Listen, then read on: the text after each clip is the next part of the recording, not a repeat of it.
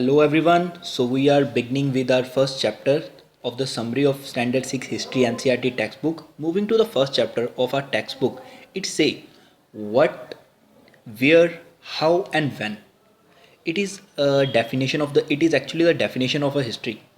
बच्चों जब भी हमें हिस्ट्री में किसी भी चीज़ के बारे में जानना होता है या हमें वैसे भी किसी भी चीज़ के बारे में जानना होता है तो हमारे यही चार क्वेश्चंस होते हैं what, where, how and when. क्या, कहाँ, कैसे और कब. And this is also the name of your chapter.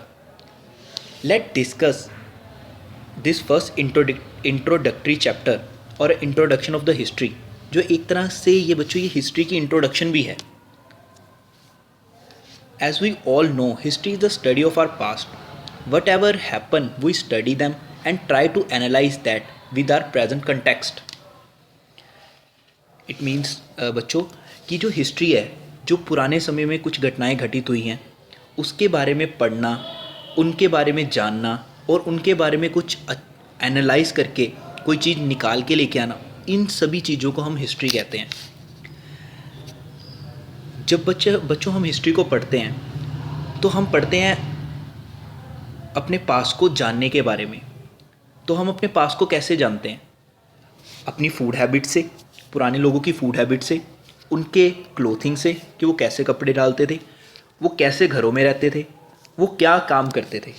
जैसे हम उनकी फूड हैबिट्स की बात करें तो वो क्या खाते थे, पुराने टाइम पे लोग क्या खाते थे. जब हम इन चीज़ को बारे में पढ़ेंगे तो इसका मतलब है हम हिस्ट्री के बारे में पढ़ रहे हैं उनकी. वो क्या पहनते थे, किस तरह के क्लोथ पहनते थे, इसका मतलब है कि हम उनकी हिस्ट्री पढ़ रहे हैं. वो कैसे घरों में रहते थे, वो कौन सी ऑक्यूपेशंस, वो क्या काम करते थे, लाइक जैसे hunters, herders, gather, farmers, rulers, merchant, priest, artisans, craft, musician, scientist. और उनका लिविंग स्टाइल कैसा था, उनकी हॉबीज़ कैसी थी, वो कौन सी गेम्स खेलते थे, वो कौन सी स्टोरीज़ सुनते थे, वो कौन से प्लेस देखते थे, या वो कौन से की और किस तरह के सॉन्ग सुनते थे. जब हम हिस्ट्री के इन सभी चीज़ों के बारे में पढ़ते हैं तो हम सबसे पहले पढ़ेंगे कि लोग कहाँ पे रहते थे, वेयर डिड पीपल लिव. इसके लिए हम एक छोटा सा ये इंडिया का मैप देखते हैं. समझाने से पहले मैं आपको कुछ चीज़ें क्लियर करता हूँ. ये नर्मदा रिवर है, ये विंध्यास माउंटेन्स हैं, रेंजेस हैं, ये यमुना रिवर है, ये चंबल है, ये सोन है, ये गंगा रिवर है, ये सुलेमान और किरतिहार हिल्स हैं, और ये बच्चों इंडस रिवर है. इसके बारे में मैं आपको बताऊंगा. पर उससे पहले आप सभी ने पंजाब का नाम सुना होगा कि पंजाब आपके इंडिया में एक स्टेट है. तो वो जो पंजाब है वो 5 नदियों के नाम से बना है, 5 रिवर्स. वो 5 रिवर्स कौन सी हैं? झेलम, चेनाब, रावी, ब्यास, सतलुज. जब ये 5, पंजाब का मतलब है पंज प्लस आप, मतलब कम्बिनेशन ऑफ 5 रिवर्स. तो हम इन रिवर्स के बारे में पढ़ेंगे. चलो बच्चों, और सॉरी मैं भूल गया, हम गारो हिल्स के बारे में पढ़ेंगे कि ये गारो हिल्स वाला कौन सा एरिया है. तो बच्चों हम इस चीज़ को लोगों ने कैसे कहाँ पे रहना शुरू किया, जब हम इस चीज़ को पढ़ने के बारे में पढ़ेंगे इस चीज़ के बारे में, तो हम सबसे पहले बात करेंगे बैंक ऑफ नर्मदा रिवर कि जो नर्मदा रिवर थी उसके बैंक पे. मैंने आपको बताया था कि ये है नर्मदा रिवर, ये थी आपकी नर्मदा रिवर. तो इसके पास किनारों पे, इसके आसपास लोगों ने रहना शुरू किया. और जो यहाँ पे लोग रहते थे वो क्या थे? वो हंटर गैदरर्स थे. क्या? शिकार करते थे और सामान को इकट्ठा करते थे. फिर जो लोग थे, जो मैंने आपको बताया सुलेमान और किरतिहार हिल्स के पास, जो ये लोग थे सुलेमान और किरतिहार हिल्स के पास, ये क्रॉप्स ग्रो करते थे, पशुपालन करते थे. और फिर मैंने आपको बताया गारो हिल्स के बाद, जो ये गारो हिल्स के पास जो लोग थे ये क्या करते थे बच्चों? इन्होंने एग्रीकल्चर की डेवलपमेंट कर ली थी. ठीक है, कि ये एक जगह पे रह के ही एग्रीकल्चर इन्होंने डेवलप कर लिया था, वहीं पे ही ये बार बार क्रॉप्स उगाते थे. ठीक है. फिर हमने विंध्यास के बारे में बात की थी.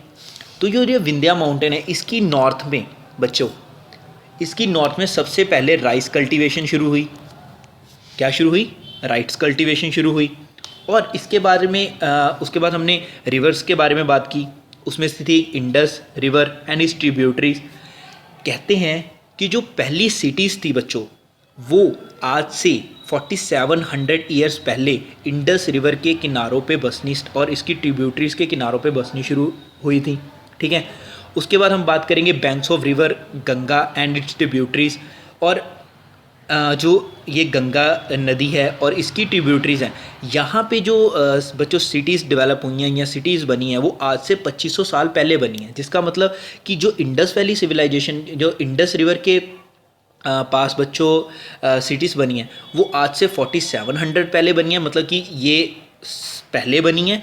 और जो रिवर गंगा के किनारों पे शहर बसने शुरू हुए हैं वो आज से 2500 साल पहले बसने शुरू हुए हैं, मतलब कि अभी ये पास में ही बसने शुरू हुए हैं।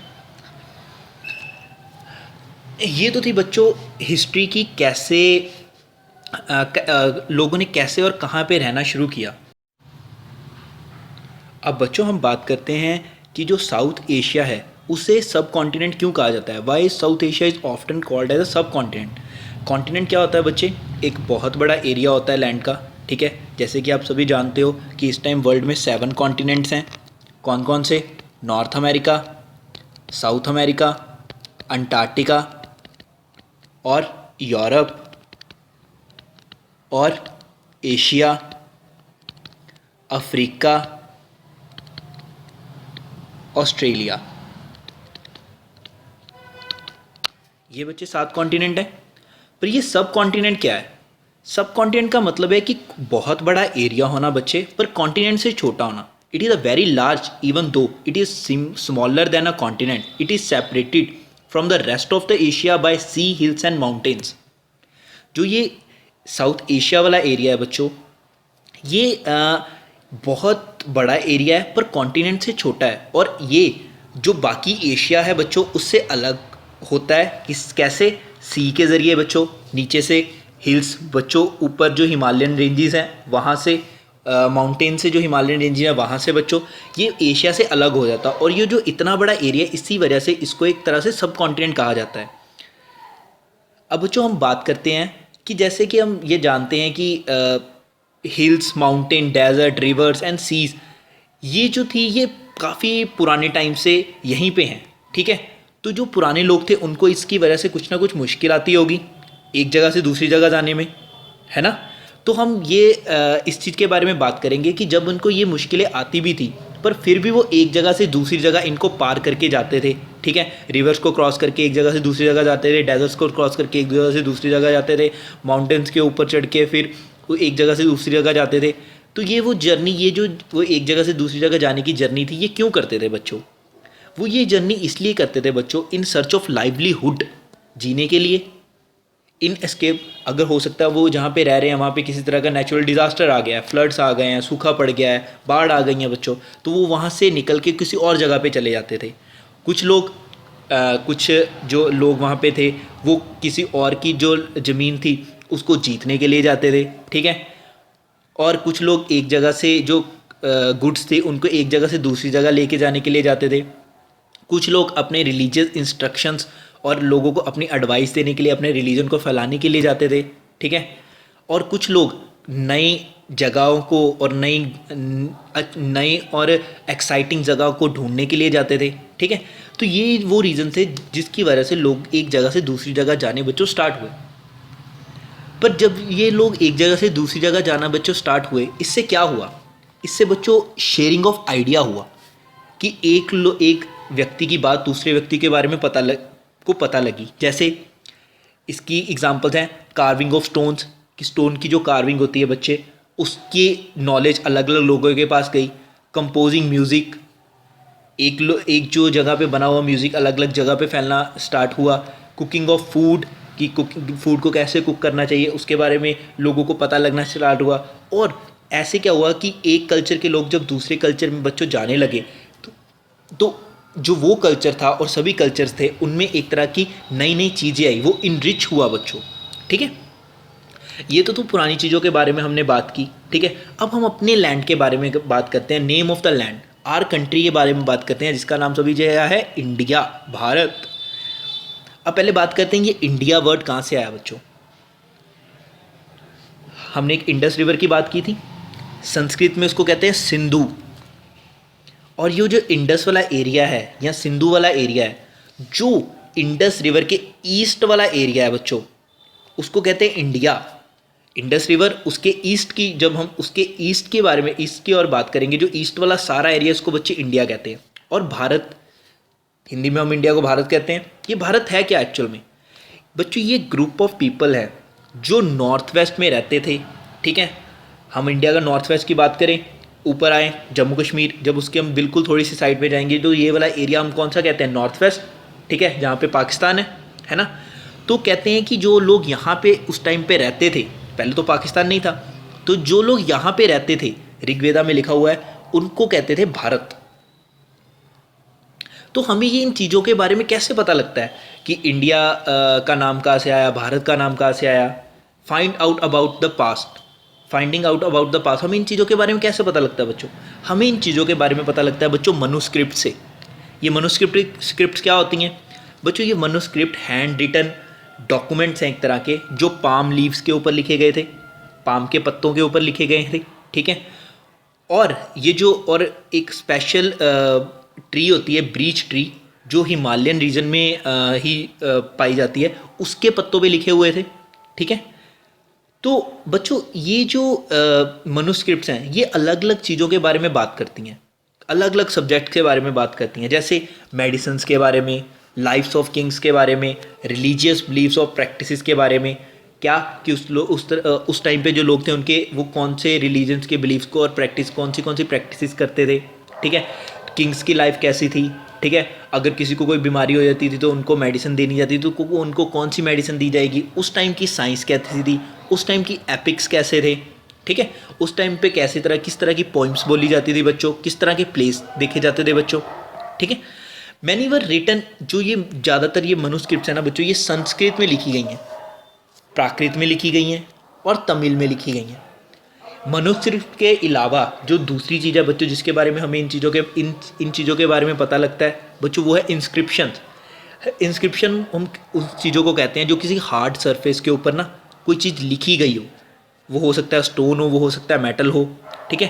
तो जो इंस्क्रिप्शंस होती थी जो हार्ड सरफेस के ऊपर लिखी जाती है, इसका मतलब ये ज़्यादातर टिकेंगी। तो ये किसके द्वारा ज़्यादातर लिखी जाती है? इसके ऊपर लिखा होता था बच्चों किंग्स के ऑर्डर, कि ये किंग ने ये कहा है, ठीक है, तो तुम सभी को मानना है। तो उसको इंस्क्रिप्शन के ऊपर लिख के, हो सकता है किसी एरिया में या किसी चौराहे पे उस टाइम पे लगा दिया जाता हो, ठीक है। अगर किंग को इसी बैटल में विक्ट्री होता था, उसकी विक्ट्री के बारे में लिखा जाता था। कुछ लोग जो उस टाइम के मैन और वुमेन थे, हमें उनके भी रिकॉर्डेड इंस्क्रिप्शंस मिलती हैं, ठीक है। जो उसमें हम किंग्स को भी इंक्लूड करते हैं और क्वींस को भी इंक्लूड करते हैं। इंस्क्रिप्शन के अलावा बच्चों जो थर्ड चीज़ है वो है आर्कोलॉजी। जब हम किसी भी पास्ट रिमेन्स के बारे में बात करते हैं, रिमेन्स में जो बची हुई चीज़ें हैं, जैसे बिल्डिंग्स, ब्रिक्स, पेंटिंग्स, स्कल्पचर्स, जब आर्कोलॉजी में हम इन चीज़ों के बारे में, जो पास्ट रिमेन है उनके बारे में पता करते हैं, पुराना कोई हमने देखा कि ये कोई पुरानी चीज़ है, आर्कोलॉजिस्ट जो लोग इसकी चीज़ के बारे में स्टडी करते हैं, उन्हें हम कहते हैं बच्चों आर्कोलॉजिस्ट।